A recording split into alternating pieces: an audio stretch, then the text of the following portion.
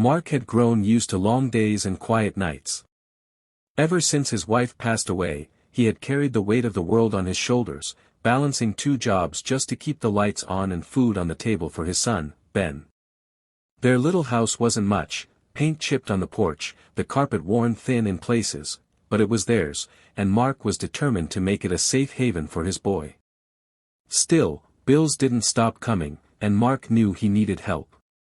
That's when he made the decision to rent out the small spare room down the hall. He posted a simple ad, not expecting much. Days passed without a reply, and he almost gave up on the idea, until one cold evening, the doorbell rang. When he opened the door, a young woman stood on the porch, clutching a worn backpack. Her cheeks were flushed from the wind, her smile shy but warm.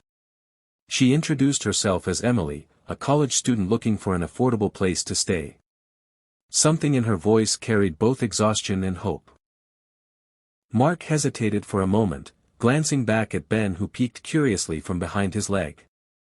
Renting to a stranger was risky, but something about her felt genuine. Without overthinking, he invited her inside. The room was plain and small, yet Emily's eyes lit up as if it were exactly what she had been searching for. And in that quiet moment, none of them knew how much this simple choice would change their lives. Emily settled into the small room as if it were a place she had been waiting for all along. The walls were bare, the furniture simple, but she made it feel alive with the warmth of her presence. It wasn't long before she and little Ben became inseparable. She helped him with his math homework at the kitchen table, cheered him on when he read aloud, and made up silly bedtime stories that left him giggling under the covers. For the first time in months, the house echoed with laughter that Mark hadn't heard since his wife's passing. Mark noticed the way Emily carried herself. She never complained, even when her part-time job left her exhausted, and she was quick to pitch in with chores around the house. She treated Ben like a younger brother, patient and kind, and never once acted as though she was just a tenant. She became part of their daily rhythm, as natural as the morning coffee Mark brewed before work. What Emily noticed, though, was the quiet sacrifices Mark made. She saw him cut his own portion smaller at dinner so Ben could eat more, or the way he polished his old shoes instead of buying new ones.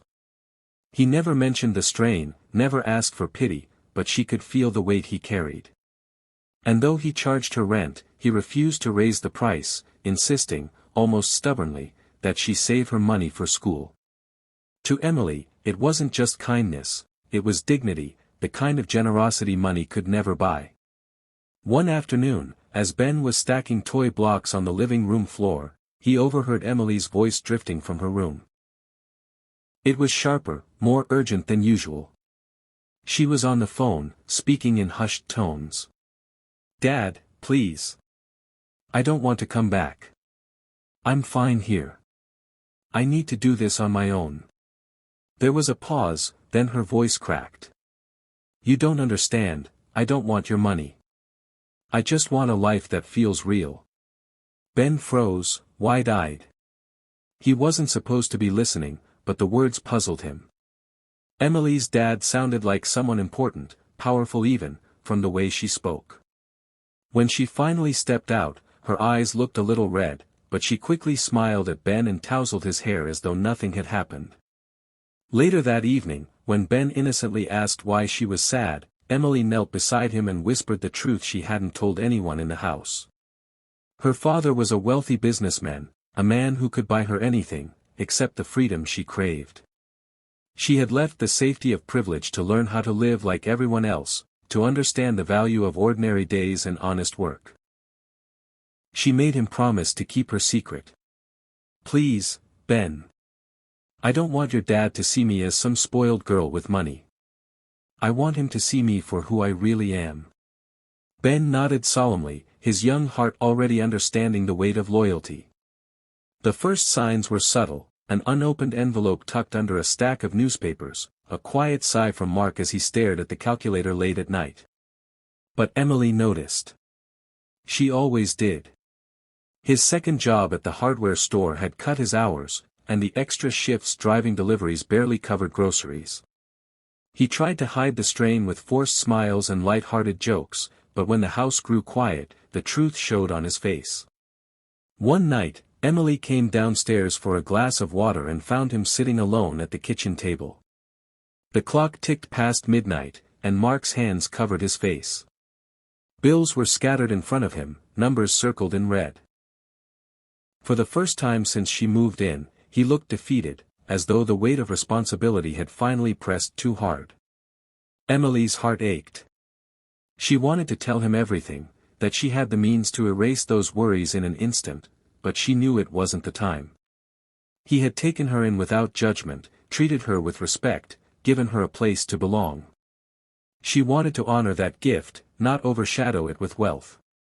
The next morning, Mark found an envelope on the table. Inside was enough to cover the overdue bills, but there was no name, no explanation, only a note in careful handwriting: "For everything you've given me that money can't buy." He held it in his hands, stunned. His eyes stung with gratitude and confusion. Who could have cared this deeply? When Mark finally pieced it together, it wasn't the money that struck him most, it was the humility behind it. Emily stood in the doorway, her expression uncertain, as though she was bracing for rejection. "I should have told you earlier," she admitted softly. "My father, he has more money than I could ever spend. But I didn't want to live in his world. I wanted to know what it feels like to be seen, not bought." Mark stared at her, the envelope still in his hand. For a moment, silence filled the room. Then he shook his head and let out a quiet laugh that sounded more like relief than anything else.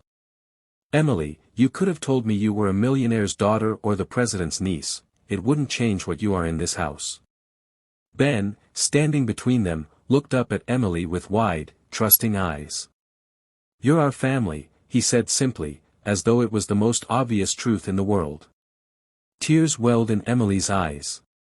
For so long, she had felt like an outsider in her own life, yet here, in this modest little home with peeling paint and second-hand furniture, she had found belonging. Mark reached out, pulling her into a hug that was more fatherly than formal, a gesture of acceptance that needed no more words. That evening, the three of them sat around the dinner table, passing plates of simple food, laughter filling the gaps where worry once lived. It wasn't wealth that bound them, but kindness, the kind of wealth that could never run out.